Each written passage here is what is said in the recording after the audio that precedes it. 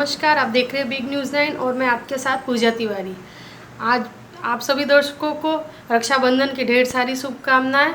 और आज हम बात करेंगे रक्षा पर्व जो है, रक्षाबंधन का जो त्यौहार है वो हम क्यों मनाते हैं। इसके बारे में बहुत सारी पौराणिक कथाएं भी हैं।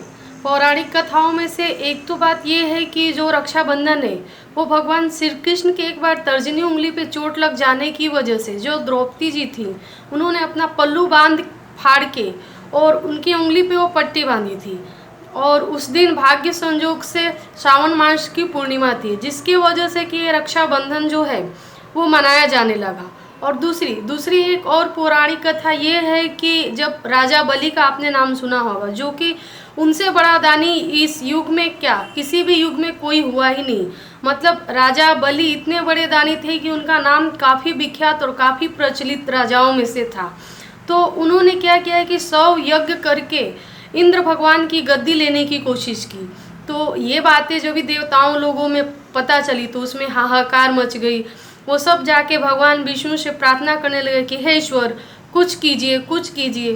तो भगवान ने उस समय वामन रूप, मतलब छोटा, बहुत ही छोटा रूप धर के वो पृथ्वी पे आए और राजा बलि से 3 पग मांगने की इच्छा जताई। तो राजा बलि ने कहा कि मैं तो इतना बड़ा दानी हूँ, आपको 3 पग देने में मुझे कुछ भी परेशानी नहीं है। तो उन्होंने बोला ठीक है प्रभु, आप 3 पग ले लीजिए, आप कहाँ से नापना चाहते हैं, कहाँ से मापना चाहते हैं। तो भगवान ने जब अपना पहला पग उठाया तो उन्होंने पहले पग में पृथ्वी को माप दिया पूरे, और दूसरे पग में पूरे आकाश लोक को माप दिया। फिर उन्होंने राजा बलि से कहा कि हे बलि, अब ये बताओ मैं तीसरा पग कहाँ रखूँ। तो उन्होंने कहा कि हे ईश्वर, हे प्रभु, मेरे पास तो अब देने के लिए कुछ बचा ही नहीं है। तो आप एक काम कीजिए, अपने जो पैर है, अपने जो पाँव है वो मेरे सिर पे रख लीजिए। तो इस बात से भगवान विष्णु काफ़ी प्रसन्न हुए। बोले कि हे बलि, तुम्हारी ये भक्ति देखकर मैं काफ़ी प्रसन्न हुआ, तुम चाहे तो मेरे से कोई वरदान मांग सकते हो। तो राजा बलि जो थे वो भी काफ़ी चालाक, काफ़ी होशियार, काफ़ी समझदार। उन्होंने कहा कि हे प्रभु, मैं आपको हमेशा अपने समक्ष देखना चाहता हूँ, अपने पास सोते बैठते उठते जागते आप मुझे हमेशा दिखाई दें, आप मुझे ऐसा वरदान दीजिए। तो भगवान मना भी नहीं कर सकते थे। भगवान ने बोला ठीक है, चलो अच्छी बात है। इस पे माता लक्ष्मी काफ़ी परेशान हो गई, प्रभु आए नहीं अपने धाम में। तो फिर उन्होंने नारद जी से पूछा कि हे नारद, इसका कोई उपाय है क्या। तो नारद जी ने कहा कि हे माते, आप राजा बलि को राखी बांधिए, वरदान दीजिए। तो भगवान मना भी नहीं कर सकते थे। भगवान ने बोला ठीक है, चलो अच्छी बात है। इस पे माता लक्ष्मी काफ़ी परेशान हो गई, प्रभु आए नहीं अपने धाम में।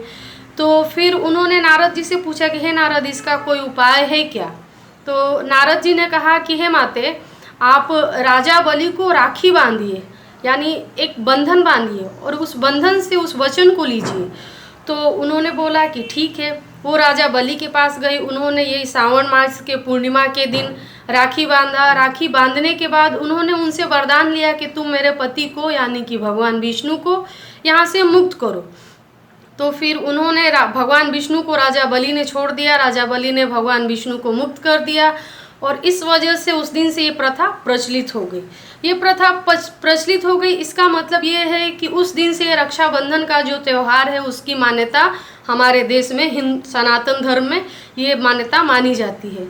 और देखिए, रक्षाबंधन इतना अच्छा त्यौहार है कि इसमें हर भाई को अपने बहन के प्रति सही सजग, सही निर्णय, उसका हमेशा साथ देना, उसकी सुरक्षा करना, ये हर भाई का कर्तव्य है।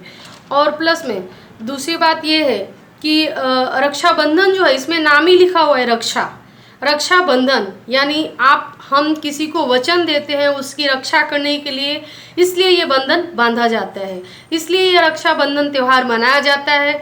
और हमारे बिग न्यूज़ चैनल की तरफ से आप पूरे देशवासियों को रक्षाबंधन की बहुत सारी शुभकामनाएं। औरत का सम्मान करें, सब चीज़ें सही समय पे करें, ख्याल रखें खुद का। और एक बार फिर आपसे कहना चाहूँगी कि कुछ कर दिखाइए ऐसा ताकि दुनिया बनना चाहे आपके जैसा। आप देखते रहिए बिग न्यूज़ 9 और हम मिलेंगे एक नई कहानी, एक नई सोच, एक नई बात के साथ।